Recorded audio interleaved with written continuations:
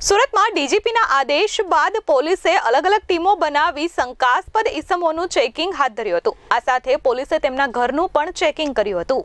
એક તરફ ગુનાખોરી વધી રહી છે ત્યારે રાજ્યના પોલીસ વડા વિકાસ સહાય દ્વારા અસામાજિક તત્વો સામે કડક પગલાં લેવા માટે સ્પષ્ટ સૂચના અપાયા બાદ સુરત પોલીસ સંપૂર્ણ એક્શન મોડમાં આવી ગઈ છે। શહેરમાં ગુનાખોરીને કાબૂમાં લેવા માટે છેલ્લા 2 દિવસમાં વિશેષ કોમ્બિંગ ઓપરેશન હાથ ધરવામાં આવ્યું હતું, જેમાં 250થી વધુ શારીરિક શોષણ અને અન્ય ગંભીર ગુનાઓમાં સંડોવાયેલા અસામાજિક તત્વો, તડીપાર કરાયેલા અને પાસા લાગેલા ઇસમોની તપાસ કરવામાં આવી હતી।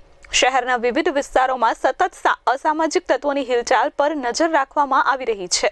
અમરોલી કોસાડ આવાસમાં સફળ કોમ્બિંગ બાદ હવે ઉધના વિસ્તારમાં પણ આ અભિયાનને તેજ કરવામાં આવ્યું હતું।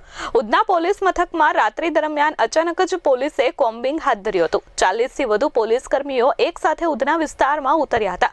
પોલીસે માત્ર શંકાસ્પદ ઇસમોને ચેક જ કર્યા નહીં, પરંતુ અસામાજિક તત્વો રહેતા ઘરોમાં પણ અચાનક દરોડા પાડ્યા હતા। તડીપાર કરાયેલા અને પાસા લાગેલા ઇસમોની વિગતવાર તપાસ કરવામાં આવી હતી, જેથી શહેરમાં કાયદો અને વ્યવસ્થાને વધુ મજબૂત બનાવી શકાય। ડીજીપી વિકાસ સહાયે સ્પષ્ટ આદેશ આપ્યા છે કે રાજ્યમાં અસામાજિક તત્વો માટે કોઈ સ્થાન નહીં રહે। આ જ હેતુસર સુરત પોલીસ સતત સક્રિય છે અને આવનારા દિવસોમાં પણ આવી ચુસ્ત કાર્યવાહી ચાલુ રહેશે। Bureau report S24 news Surat.